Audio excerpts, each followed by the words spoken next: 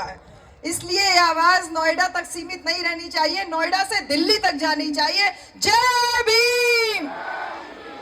बहुत बहुत शुक्रिया। गाना इतनी देर से सुन रही थी, बहुत अच्छे अच्छे सिंगर्स गा रहे थे। सपना जी भी बहुत अच्छा गाई, विशाल बहुत अच्छा गाए, मंजीत मेहरा भाई बहुत अच्छा गाए, सभी साथी लोगों का। लेकिन एक चीज़ जो मुझे लग रहा था कि इतनी दूर से इतनी ज़्यादा संख्या में जो लोग आए हुए हैं, हम सब लोग यहाँ से कुछ लेके जाएं, कुछ विचार लेके जाएं, कुछ विचार परिवर्तन करके जाएं।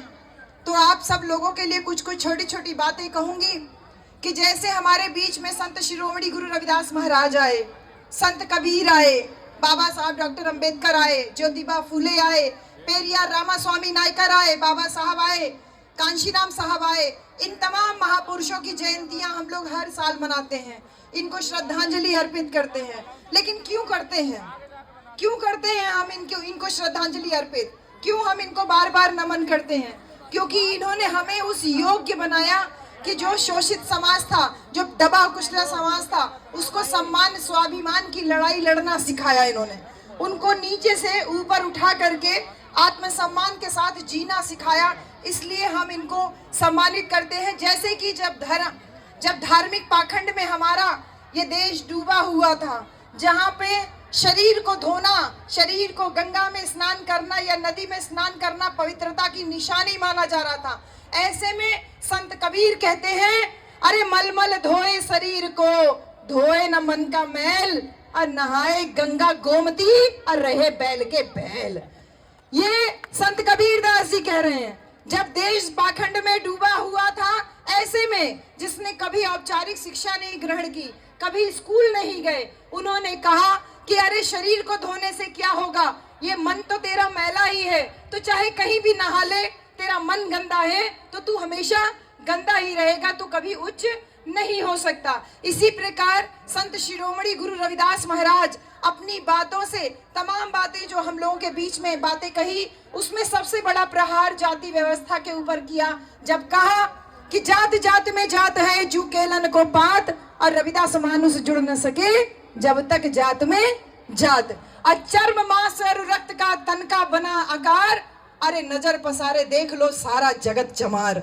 जब वो कह रहे हैं ये बात कि अरे चमड़ा मांस और रक्त का शरीर बना हुआ है, तो नजर पसार के देखो, हर एक व्यक्ति तो चर्म मांस और रक्त से बना है, हर एक व्यक्ति तो चमार है, तो फिर क्यों अपने आप को कोई श्रेष्ठ मान रहा है, कोई नीचा मान रहा है? तो संत शिरोमणि गुरु रविदास महाराज एक विचार दे के जाते हैं, जो धार्मिक पाखंड में देश डूबा हुआ था, उनको उससे निकालने के लिए और जाति पाति के भेदभाव को खत्म करने के लिए उन लोगों ने हम लोगों के अंदर आत्मविश्वास जगाया कि ऊंच नीच, कहते हैं रविदास जन्म के कारणे होत न को नीच। अरे रविदास ये जाति पाति का रोक करता है मनुष्य को नीच, ये रविदास जन्म के कारण कोई ऊंच नीच नहीं होता, ये तो नीच करती है ओछे कर्म की कीच। जो तुम्हारे गंदे कर्म है, बुरे कर्म है, इससे तुम नीचे बनते हो। तो हमें आत्मविश्वास जगाया, जो सम्मान के हकदार हम थे, उस हक को दिलाने का काम हमारे महापुरुषों ने किया, संत लोगों ने किया। जब सामाजिक सम्मान की बात आई तो पेरियार रामास्वामी नायकर, महात्मा ज्योतिबा फूले ने आंदोलन किया। उन्होंने कहा कि हम तुम्हारी बनाई हुई जाति व्यवस्था को नहीं मानते, हम ठोकर मारते हैं। हमने सत्य शोधक समाज बनाया, हमने आत्मसम्मान का मूवमेंट चलाया। पेरियार रामास्वामी नायकर ने आपको हमको सम्मान दिलाने के लिए इस व्यवस्था के खिलाफ मोर्चा लिया। उसके बाद आते हैं बाबा साहब डॉक्टर भीमराव अंबेडकर। बाबा साहब ने भारत का संविधान लिख करके जो महापुरुषों के द्वारा बताया हुआ रास्ता था, उस रास्ते पे चलने के लिए एक बहुत दमदार दस्तावेज हमारे सामने खड़ा कर दिया। क्योंकि ये देखिए कि इस दुनिया में, इस दुनिया क्या, ये कह लीजिए इस भारत देश में राजा राम और सीता राम की लड़ाई चल रही है। और राजा राम सीता राम की लड़ाई कैसे चल रही है, जो हम लोग गांव में एक कहानी के माध्यम से बताते हैं। एक गांव में एक ऊंची बिरादरी का व्यक्ति आकर के रहने लगा। उसने गांव की एक महिला से शादी कर ली, कथा वथा कह करके उसका परिवार चलने लगा, परिवार पालने लगा। फिर उसके बच्चे हो गए, 2 बच्चे हो गए, तो उसका परिवार चलना मुश्किल हो गया। उसने कथा कहने की फ्रीक्वेंसी थी वो जल्दी जल्दी कर दी कि ज्यादा से ज्यादा कथा कहूं जिससे कि ज्यादा पैसा मिले, मेरा परिवार चलता रहे। फिर उसके बाद जब बच्चे सयाने होने लगे तो उसका खर्चा चलना और मुश्किल हो गया। तो उसने तय किया कि मैं अपने बच्चों को प्रधानी का चुनाव लड़वा देता हूँ।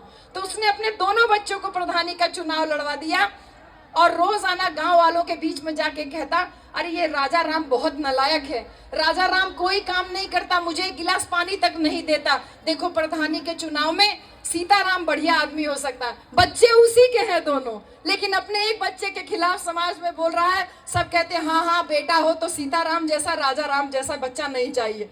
तो इस राजा राम और सीताराम की लड़ाई में सीताराम चुनाव जीत जाता है। अगर मैं आपसे पूछूं तो घी किसके घर की खिचड़ी में गिरा? शासन सत्ता किसके घर की खिचड़ी में आई, किसके घर के हिस्से में आई? उसी आदमी के घर के हिस्से में ना आई। 5 साल तक खाने पीने का इंतजाम बहुत अच्छा हो गया।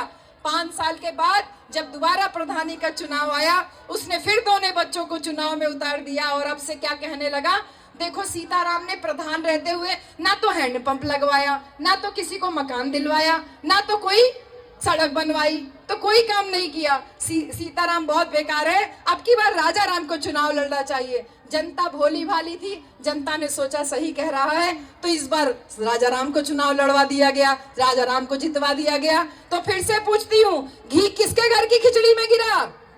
उसी आदमी के घर की खिचड़ी में गिरा ना, यानी शासन सत्ता तो मेरे ही घर में रह गई। इस राजा राम और सीताराम की लड़ाई में बारी बारी से मलाई वही खा रहा था। और जब कुछ गांव के लोग आते, उससे कहते भैया हमारा मकान बनवा दो, हमारे यहाँ हैंडपंप लगवा दो, तो उसने 2 मोटे मोटे हट्टे कट्टे आदमी तैयार करके रखे थे कि अच्छा तुझे मकान चाहिए। वो लठैतों से उन लोगों को मरवाने पिटवाने का काम करने लगा। यही हमारे भारत देश के साथ में पिछले 75 साल से हो रहा है। हर बार चुनाव से पहले राजा राम आके कहते हैं कि सीताराम गड़बड़ है, सीताराम आकर के कहते हैं राजा राम गड़बड़ है। जनता भोली भाली थी, बारी बारी से राजा राम सीताराम की लड़ाई में पड़ रही थी। लेकिन इस राजा राम और सीताराम की लड़ाई में एक दिन आके कांशी राम खड़ा हो जाता है और कांशी राम कहता है कि बाबा के बच्चों के बगैर इस देश का शासन में चलने नहीं दूंगा। वही बाबा साहब जिन्होंने भारत का संविधान लिख करके आपको हमको एक सम्मानजनक जिंदगी दिया, उस सम्मानजनक जिंदगी को आगे बढ़ाने के लिए मान्यवर कांशी राम साहब आते हैं। वो जनता से सवाल करते हैं कि तुम्हें आगे बढ़ना है? बोलती है जनता हाँ।